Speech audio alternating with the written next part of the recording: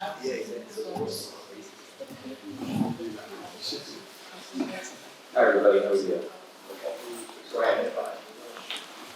Well, happy Wednesday afternoon. Thank you all so much for being here.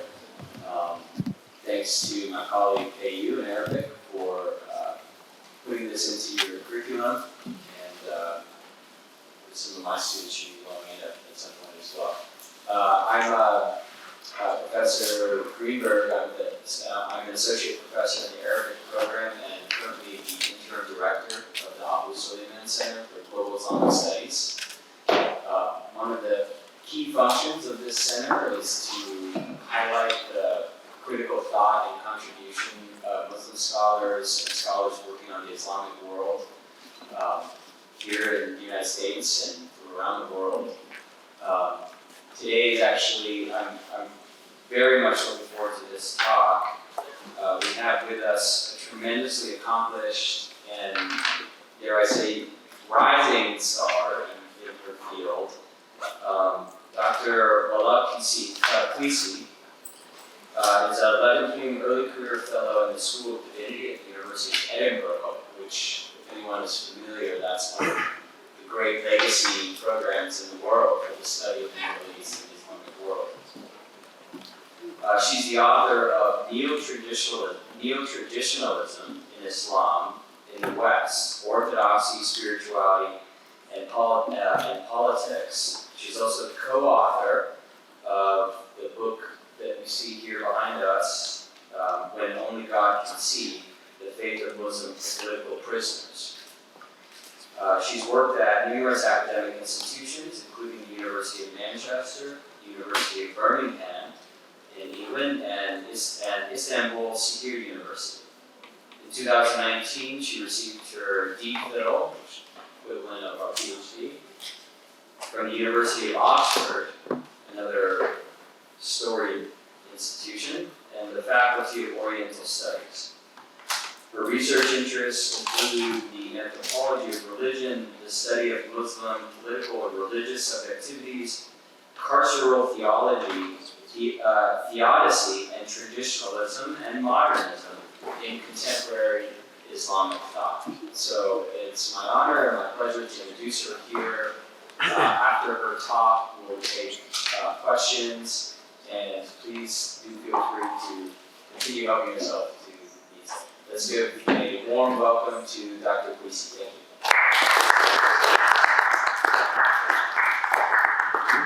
Thank you. Thank you so very much for this very kind introduction. I think it would be quite absurd to talk about Islam and incarceration without mentioning that yesterday Marseille Williams, or Khalifa Williams, was executed in Missouri. And hopefully we'll try to touch upon the different or the structural relationships between different carceral systems.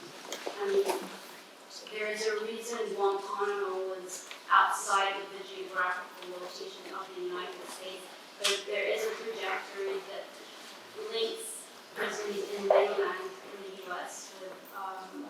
with black sites. Because this book is mainly ethnographic, you'll be hearing me talk or mention a lot of stories, a lot of names. Some of these names are fake, others are real. Depending on how the folks that we interviewed chose to either represent their stories and then bring their names out to the public. Some of them have already been very, very public about their narratives, about their stories. Others are still navigating the troubles that came along with post-prison life. So we interviewed released prisoners, basically. We didn't interview anyone that is currently in prison.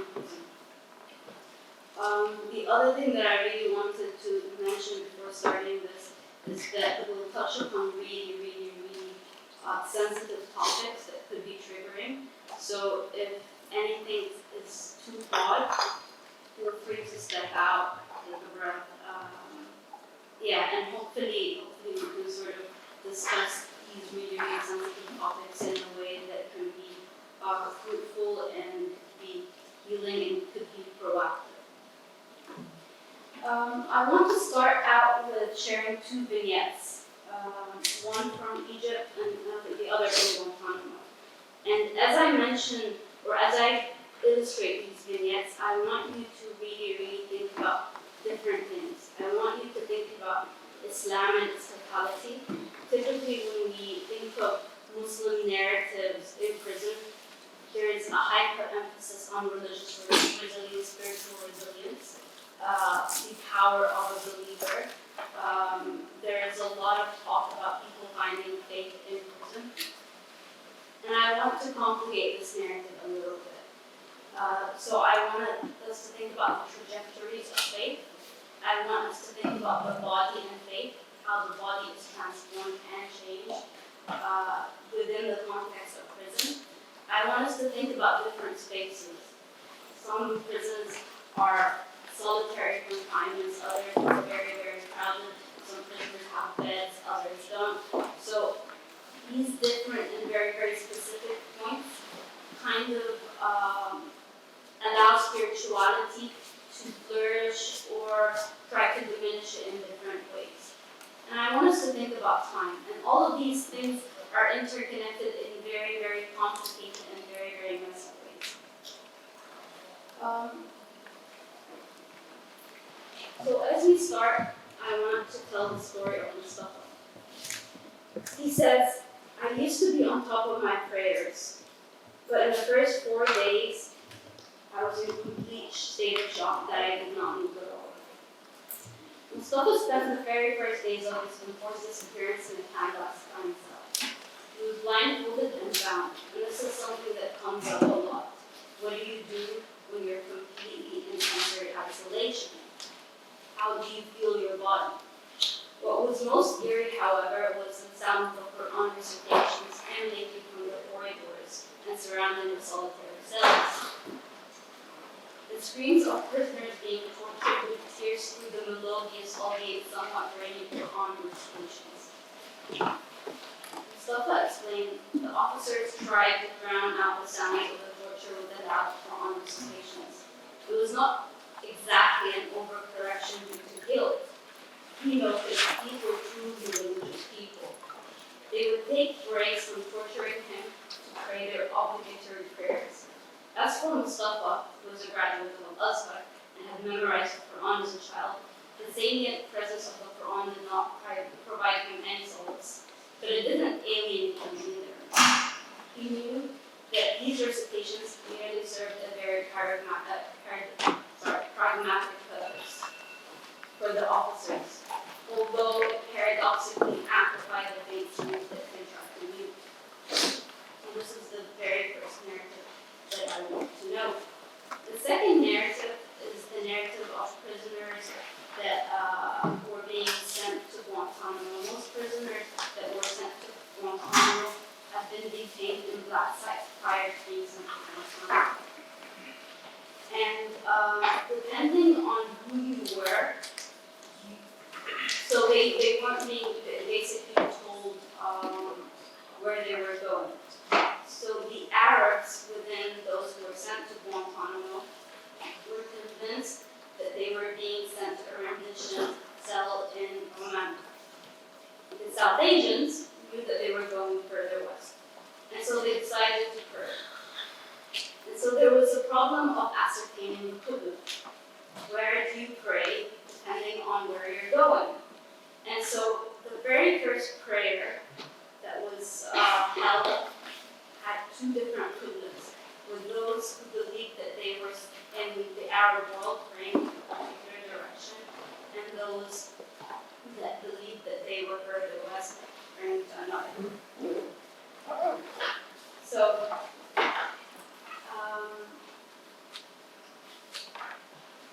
when we interviewed released prisoners, they had very complex narratives.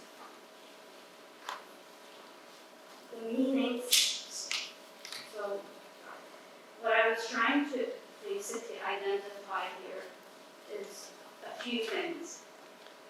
Basically, how do you locate yourself in a particular space? And what does that mean in terms of your religious practice? How do you build a community? So in the case of Mustafa, he was surrounded by other prisoners. They were all blindfolded, so they were put in separate solitary cells. So he was conscious that there were other people that were next to him present, right? He was there, he was living communally, but kind of alone. And then you're in these in-between spaces where geographically you know you exist somewhere, but you don't necessarily know where you exist. You know that something is going to happen, i.e. you're going to be interrogated, but you don't know when that's going to happen. You know that there must be some sort of temporality at beginning and end, but because you have no knowledge of when that is, you're kind of put into this temporal equilibrium, right? That's our pendulum, where you're not sure where you are. So when we begin to think about the role of prayer, the role of the Qibla, the role of all of these things in sort of orienting the prisoners, these are fundamental fiqh questions. But there are also questions that relate to how you conceive yourself in this space. So for example,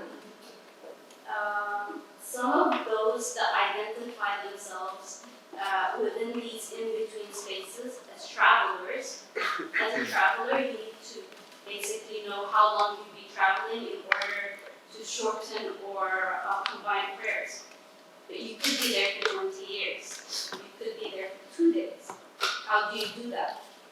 And why would you ask these particular questions? And these are the issues that we're going to try to sort of understand and explain. But there's another psychology that goes into it. And this is basically what we kind of caught onto when we were interviewing prisoners. When you're in that particular space, the mind tries to identify ways in order for you to deal with the trauma of being there. So you can feel like you're disembodied in particular ways in order not to feel all the feelings that are rushing in. And this is a defense mechanism that the body kind of creates in order for you to survive. It's something that you do in order to deal. And that goes into time, which we'll kind of discuss in a bit. But what I want to point on here is that when we interview prisoners, some of these defense mechanisms still continue to kind of present themselves. When we are interviewing someone who has gone through such trauma, you need to be super careful in the way that you word your language, so as you don't inadvertently repeat the dynamic of interrogation. You are not an interrogator, and they are not answering your questions. So how do you let them tell their stories in the way that they see fit? What ends up happening is that prisoners or people who have gone under so much trauma lose chunks of time. Certain things they will really own, certain stories, it will be theirs. This happened to me. Other stories will be told in the third person. This is how it happened in this particular place. So they're disembodied in that particular way. And other things will be, certain things will be super, super vivid, and not just events, certain beliefs that they have created within this particular space, certain beliefs they have into the world. So imagine, so some people go into prison having an expectation of what incarceration would look like, and others are completely without that knowledge, and that really makes a difference. So if you come with, as many of these people have, as a very young person, as a teenager, as someone who's in their early 20s, you don't have an expectation of this, right? What ends up happening is that your belief system about yourself and about the world this world to bring great joy, but also an expectation of this world to bring great suffering. You have an expectation that your body can withstand certain things, but your body can also be violated. And so how do you take ownership of your body? How do you take ownership of your time in moments that are so volatile, where it seems to be quite endless? So before we talk about all of this, I want to give just a very short background as to how these people ended up in the places that they were in. So as I noted before, Guantanamo Bay was made to be in a physical and geographical location outside of the United States, with the purpose of it being outside of the legal sort of jurisdiction of the States. Before it was a prison, it was actually housed migrants that were meant to be deported to other countries. And there's talk of when the folks that are currently in Guantanamo either pass on or something happens, that it will go back to serving that purpose. So again, there you can kind of see a line that links sort of the prison carceral practices with the carceral practices of migrants being deported and whatnot. So 85% of those that were detained in Guantanamo were actually people who were sold to the US government by Afghan warlords or Pakistani officials. This was something that even former president of Pakistan had noted in his autobiography, that the Pakistani government was paid sometimes up to $5,000 per person. A lot of them were aid workers, charity workers, business people, and ordinary civilians in either Pakistan or Afghanistan at the time, or usually people who found themselves in the border somehow. Before being sent to Guantanamo, many would undergo proxy detention in the Middle East. So there's a lot of sites of rendition in different parts in the Arab world, and quite likely outside of the Arab world as well, where the US and the UK government sends prisoners that again are outside of its sort of legal jurisdiction. So the methods that could be used in order to compel them to confess certain crimes are not judged by the courts here. So it allows sort of the US to escape legal and moral culpability. The most infamous prison is actually located in Syria, called Carceral, but there exists all over.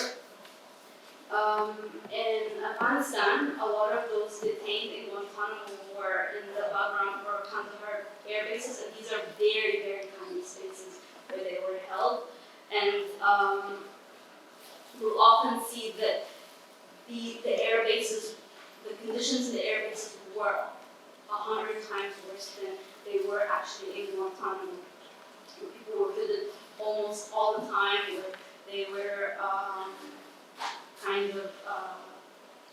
where they were bound and were in sensory isolation all the time. The context of Egypt now, Egypt has a very, very long history of incarceration, political incarceration. But the particular examples that I'm bringing are post-2013. Post-2013, the government of Mohammed Morsi was overthrown by a military coup, and then that Sisi took over.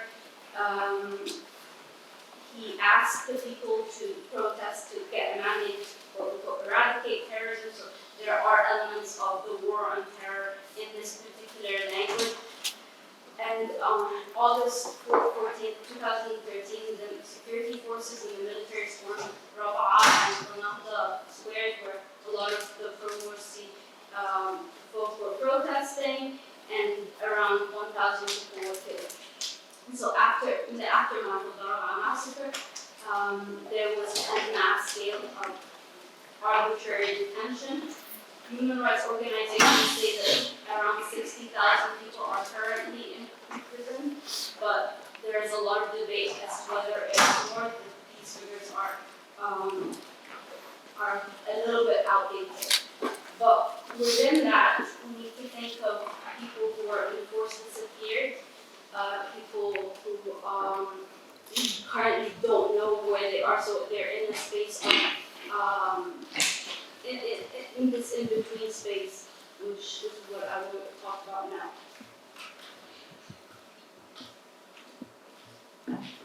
Now, there's a lot of work that has happened or has been done on this concept of enforced disappearance, and a lot of it comes from Latin America, the dirty wars in the 1980s.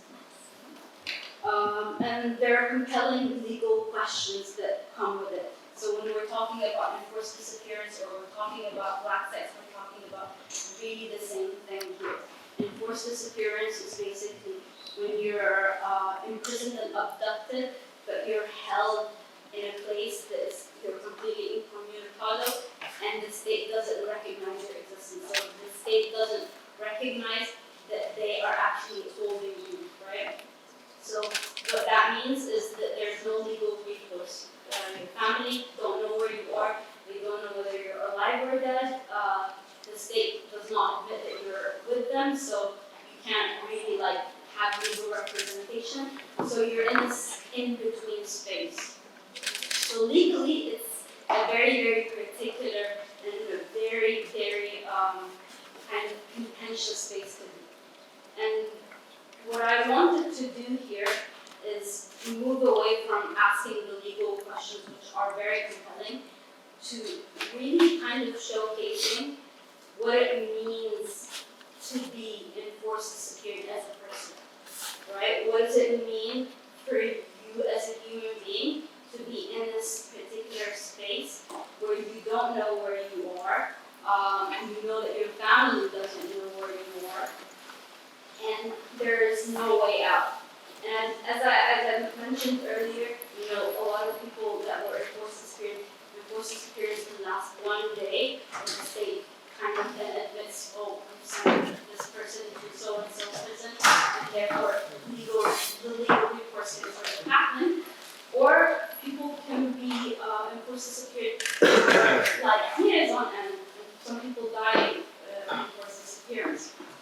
Which is, I think, what happened with the Italian student that got killed in Egypt. So here again, I want to share stories, right? Maro was 20 years old when she was disappeared in Egypt. She was sent to an all-male prison facility, so she was completely alone. And she was enforced disappeared for 16 days. And when she sat through the interrogation that was almost non-ending, she had a very, very particular conundrum that kind of came and captured her thoughts. She was on the very last days of her period when she was enforced disappeared. So in her head, she said, I thought, how the hell am I going to pray? I'm in this disaster and I can't even pray to God. There's no place for me to shower. How am I going to make ghusl? Ghusl is the kind of ritual purity that Muslims do after a major ritual impurity. So after your period ends, you have to go through ghusl, complete showering of the body after sexual intercourse and whatnot, so you can pray again. And then she said, but can I even pray in front of them? These are the people that are calling me Muslim brother. If I show them that I pray, maybe they'll use that to convict me. For the 16 days I couldn't make ghusl. And so what did she do? What did she do? She did something that is actually found in the books of fiqh, even though she did not necessarily know it at that particular time. She prayed with her eyes in her mind. So she did all of the units of prayer in her mind in order to maintain this ritual, because again, if you're in that space, you don't know when you're going to die, and they will convince you that you're about to die. So, in that particular moment, how do you conceive of yourself potentially going to die without having done at least one last prayer? And then they sent her to a cell by herself after interrogation. And because she was so young, one of the guards was very sympathetic to her. And he asked her, can I get you something? And she said, can I have, something to eat and maybe a copy of the Quran? And so he bought her some crisps and you guys bought chips, and some yogurt and a copy of the Quran.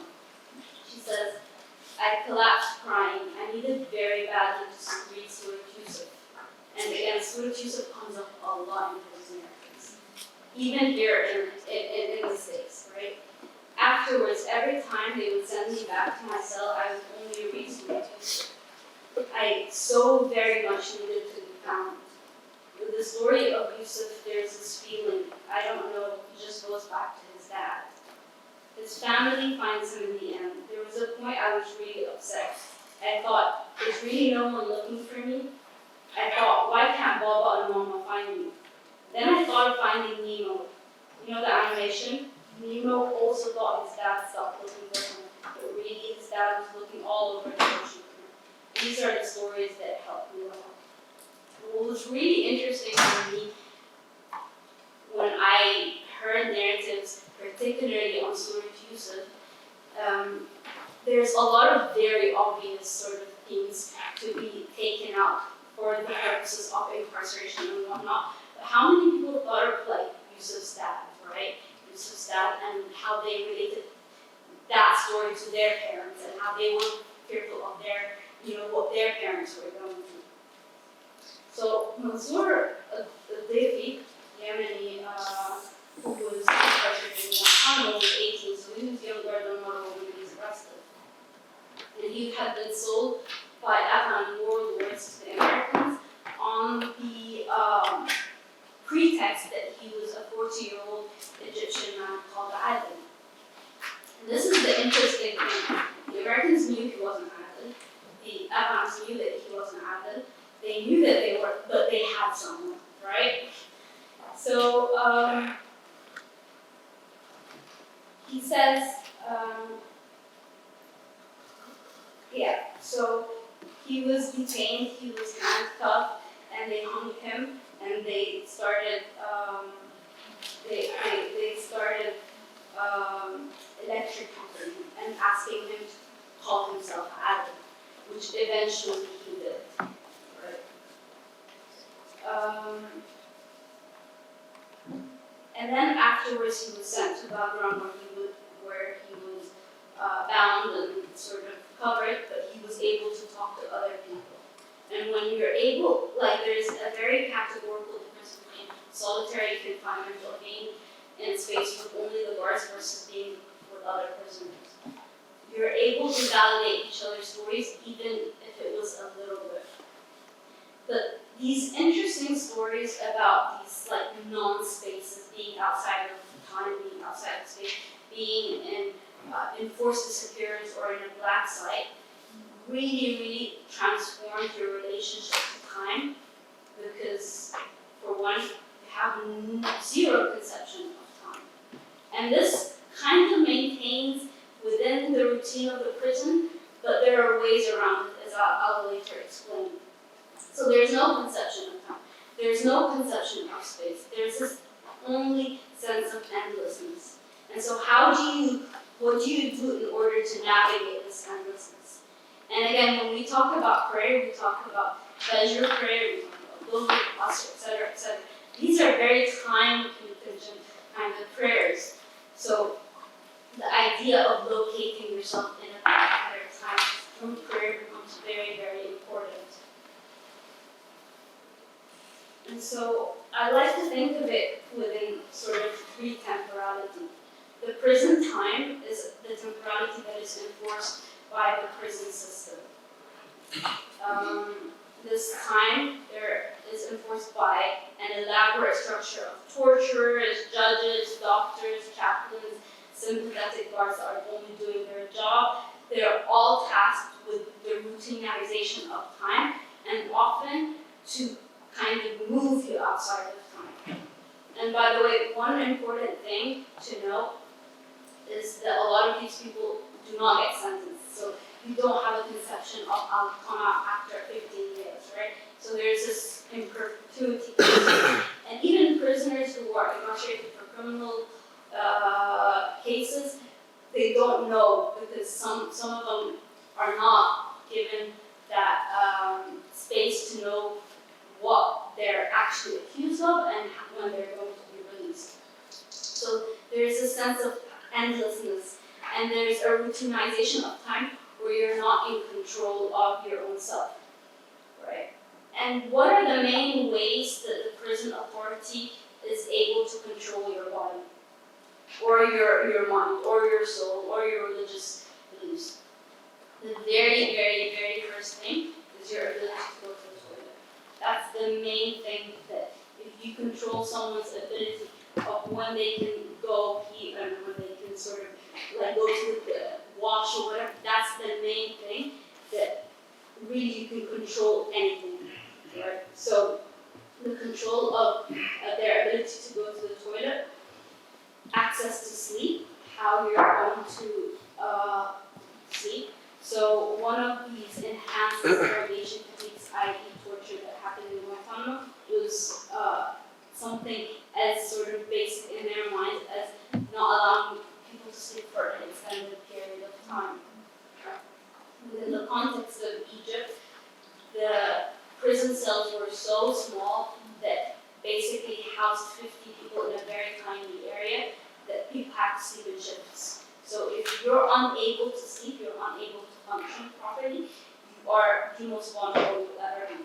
So controlling how someone can sleep, access to the sun, and it goes from the very small psychology of just being able to see the world and being able to be integrated to an outside world and feeling that you're human by knowing that there's a world outside, but also knowing when to do particular activities, knowing when to wake up, knowing when to sleep, knowing how long you've been awake, knowing how long you've been asleep. And that's why prayer becomes really, really important. And then access to other people. If you're put in solitary confinement, it's a whole other ballgame than if you're in prison with people. And so the second temporality that I kind of know is the temporality in which the prisoners try to take agency over their particular time. So how do you disrupt the endlessness of time in prison?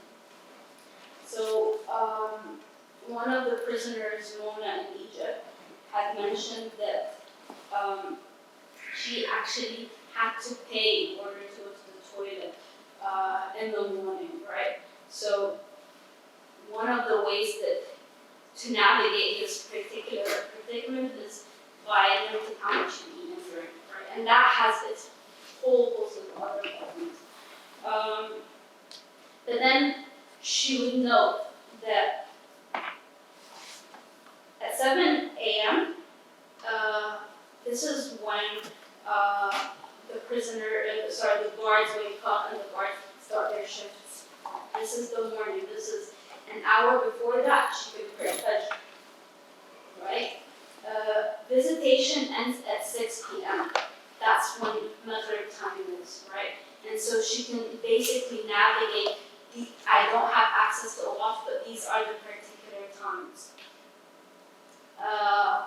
Muhammad al-Salahi, who was a Mauritanian who was incarcerated in Guantanamo, would read 10 pages of the Quran a day, and then would be able to finish a whole chapter at a particular point. And so that would give him access to know, well, this is Saturday, this is Sunday, this is Friday, and whatnot. So using these particular rituals in order to maintain a sense of time is really, really significant to prisoners. And it's the way that rituals become the timelessness is constructed by this embodiment of rituals.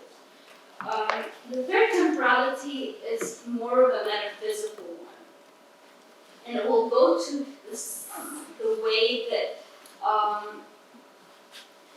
the way that prisoners think about or try to break down the understanding of this omnipresent sort of structure that is the prison structures. It's sort of the time of God. And this is brought in, or this happened. So how do you not just disrupt the endlessness of prison time and break down it by putting your own sort of rituals, but how do you understand that this structure does not control you in its totality? And it is having this conception of believing in something outside of the total control of the prison structure. And some things come to the prisoners and through introspection of the Quran, but other things happen in dreams. And dreams are very, very significant within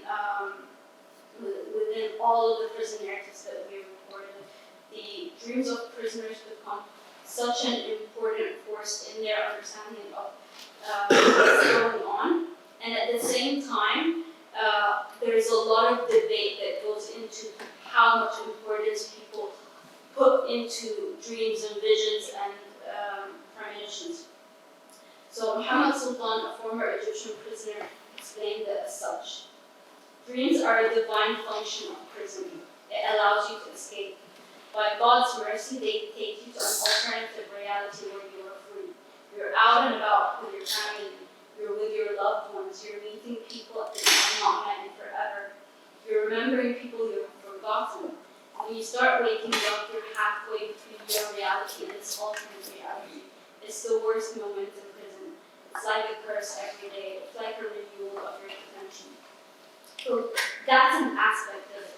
Another aspect of it that a lot of prisoners report is that they're able to actually, they report that they see visions when they're going to be released. And sometimes these stories go a bit too far, right? So someone that I talked to was making fun of, again, the idea of visions in prisons and how people really in visions because they wanted to hold on to some sort of semblance of hope. So he went to this person who interpreted dreams in prison and he said, I saw this number 3, I don't know what it means, He said, it means you'll be out in 3 days. So he waited for 3 days, he didn't get out. He waited for 3 months, he didn't get out. So he started making fun of him. In the end, he came out in 3 years. So he said, yeah, the guy was right, but he wasn't exactly right as to what the number 3 meant. Another really, really striking thing or thought about time in prisons was reported by another prisoner that I talked to.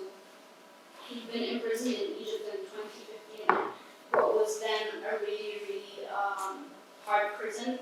It's been sort of demolished now, Scorpio prison. And he mentions the story of Yusuf, Surah Yusuf. And if you guys have ever read this particular chapter of the Quran, there are a lot of striking things about it. And I mean, if you read exegesis, the very first thing that is often noted is that it's the first complete narrative, right? It doesn't go into other things, it just says the story of Yusuf. But there is a sense of internal symmetry within the story. There is also the notion of dreams that really comes up and becomes very, very significant. So for Omar, the story encapsulates the temporal discrepancy between God's time and human expectation. The internal symmetry in the surah indicates a divine promise that is eventually fulfilled. It begins with a vision. Yusuf said to his father, "Oh my father, I surely saw in a dream 11 planets and the sun and the moon. I saw them prostrating to me." And then it ends with the fulfillment of the dream, where it then ends up with the fulfillment of the vision. They all bowed down to him, and he said, Father, this is the fulfillment of the dream I had long ago. My Lord has made it come true and has been gracious to me. He released me from prison, and he brought me from the desert after Satan sowed discord between me and my brothers. My Lord is most subtle in achieving what he wills. He is all-knowing and truly wise. Despite the fulfillment of divine promise, the issue of temporality persists. And there's this sense within the surah that things happen quickly, right? But between these two things, there are years. The dreams he had were not Yusuf had were not a banal experiential reality. He felt something could be deduced from these dreams. He said, Omar said, I see that there are two stations in the surah that reflect the reality of prison. The first station is mention my presence to your Lord, which he said to the other prisoner. In the second station, Yusuf said to the other prisoner who was being released. The second station is return to your Lord and so ask him. The first station indicates the pressures and the difficulty of prison life that makes it so unbearable. The second station shows certainty in divine retribution. In times you can train yourself to move from one station to another, where certainty of God and serenity in the meaning the first station is one where you are in a hurry to be out of prison and you want it to happen now. And the second one is when you're acting through conviction in you needing to be released. And that's why we used to always recite the supplication, Allah release us as you have released Yusuf. I just want to show you guys a short video of prisoners doing the hadith appears in Egyptian prison, and then we'll talk about carceral.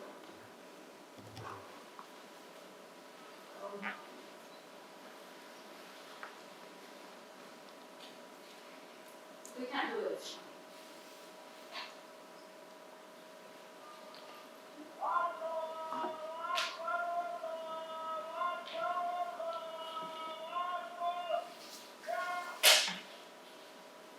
So these are two images.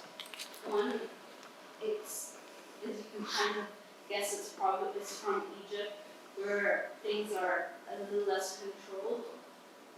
And this is 8 decorations that the prisoners had sort of put from like wrappers and stuff. And this is them turning acres. And this is a particular image I want to talk a little bit about from Guantanamo. But before we go into that, there are two things, or when we chose both sort of case studies, there were a few things that kind of made Guantanamo and Egypt similar, and things that made them very different.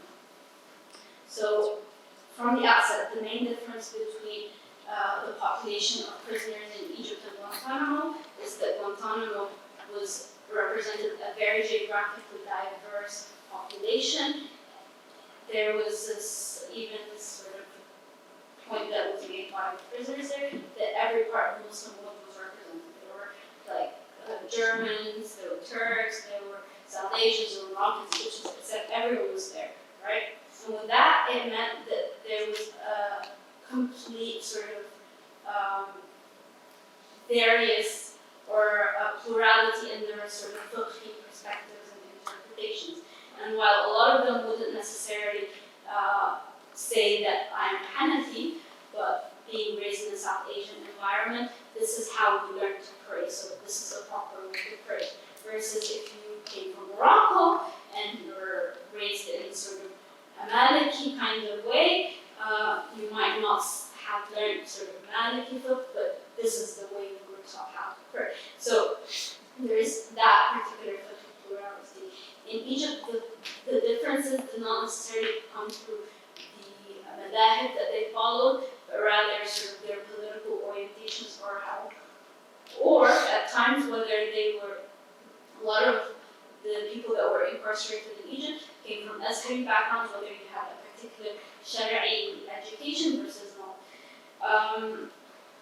The other major difference is that the Egyptian prisons, there was a significant sort of female prison population, and so there's a very gender dimension also to how carceral religious practices came to be.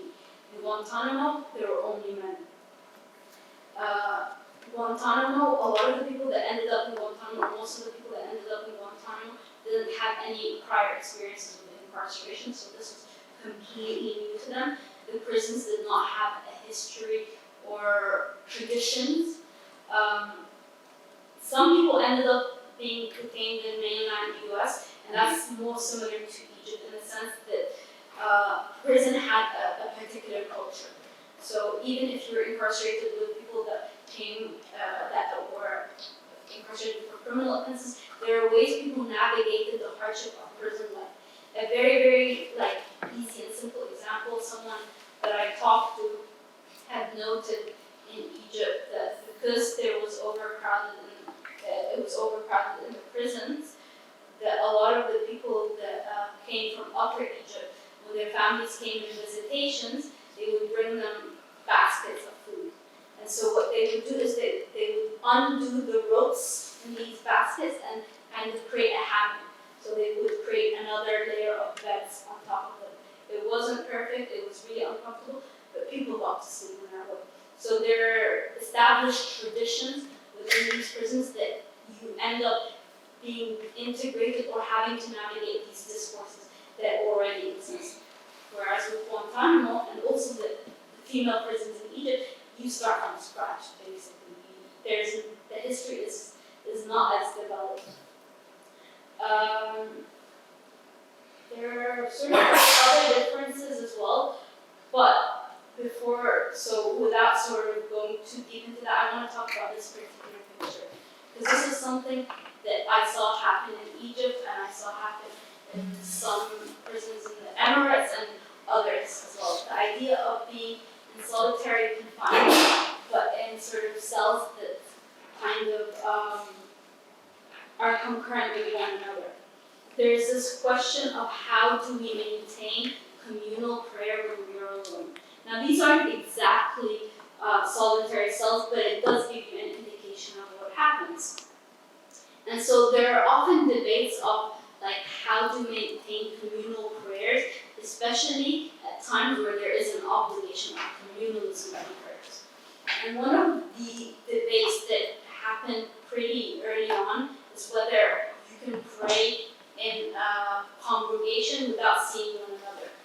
And so those that accepted that this is a valid point would basically congregate through the sounds, right? And so the person at the uppermost end of the prayer would be leading the prayer, and they would try to stand near the wall to make a sort of straight line as best as they can, and that's how communal prayer was held. Others would argue that you can't have communal prayers without seeing the imam. You need to be able to visibly see the imam. The interesting sort of retort to that, well, women often go into the prayers without seeing the imam. And so how is their prayer valid and our prayer isn't? So that's one of the questions that came up. The one really interesting thing that came out of the Egyptian prisons when I interviewed people is this clause that was repeated by others. So they would say we would try to pray all prayers communally except Friday prayers, because la jum'ata li-asir. There is no prayer that is incumbent upon the prisoners of war. And so a lot of the prisoners in Egypt, not everyone, took on the fiqh of prisoners of war as a way to navigate how to deal with their specific modes of incarceration. And prisoners of war have a lot of things that were made basically easier for them. So prisoners of war are allowed to combine and shorten prayers. And so some people would combine and shorten prayers based on that particular fact.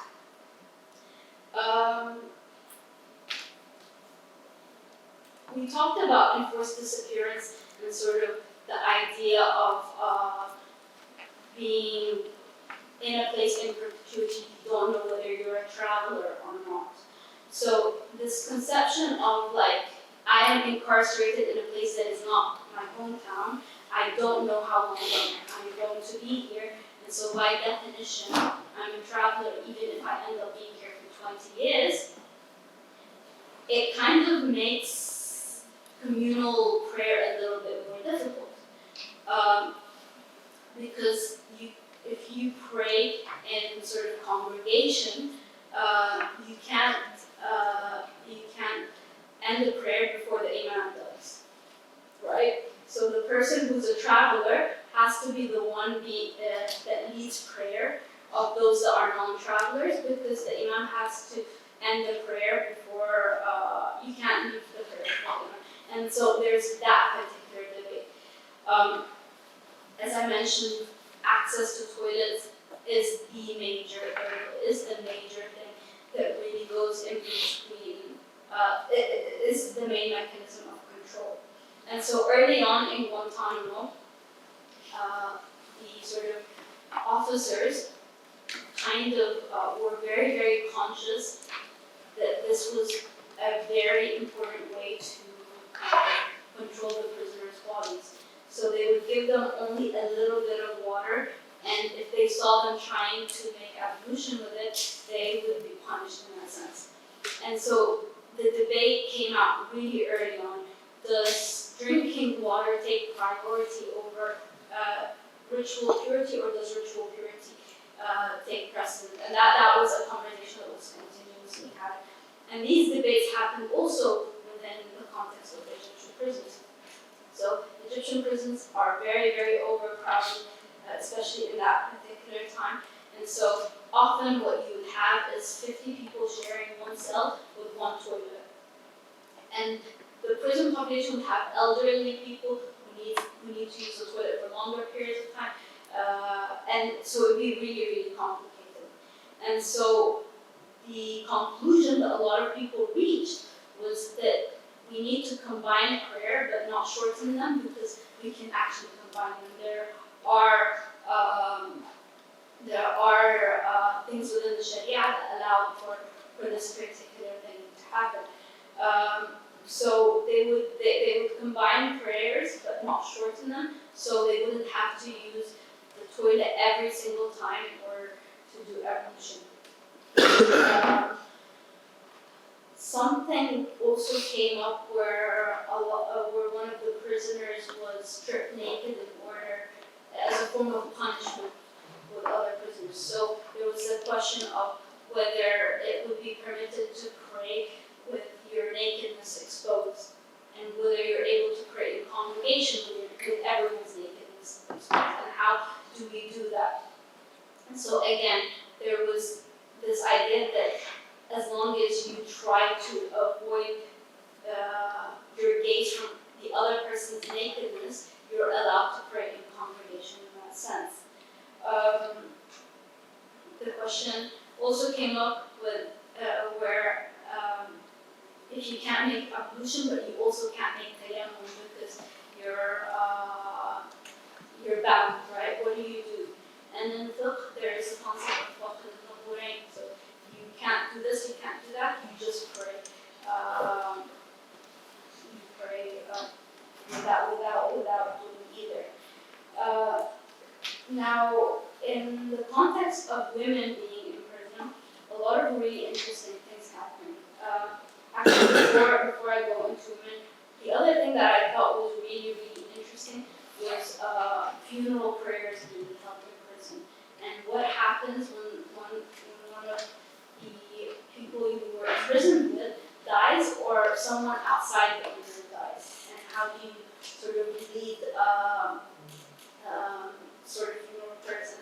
So Salatul Ghaib, or praying for, like, so it's it was a controversial issue. Some people said that it was not necessary to do prayers for someone that you didn't bury, like you don't. But others were kind of making that it was important to do salatul ghaib or funeral prayers for someone that's not there in order to maintain that sort of connection, especially if it was someone that was in prison with you at the time and you don't have access to their body. And in one instance, someone told me the story of, and this is when prisoners were allowed to go out on breaks at shifts at particular periods of time. So what they would do is the relative of the deceased would be, when he's on his break and he's allowed out, he would pass by every prison cell and all the prisoners would congregate next to the door and then give condolences as a way of still maintaining this sort of funeral practices. The issue of menstruation was huge, and sort of period poverty in prison is a very, very big thing. And so how do you maintain your prayers when you're not given access to washing yourself completely? And this is an issue that a lot of people grapple with. But the interesting thing, and I know that I'm almost done, so I'll just mention two things that women did that were really fascinating to me. Was holding Friday prayers within prisons and holding sermons, and also holding Eid prayers within prisons and leading ceremonies for that. So thank you so very much. I'm sorry that I stayed over time.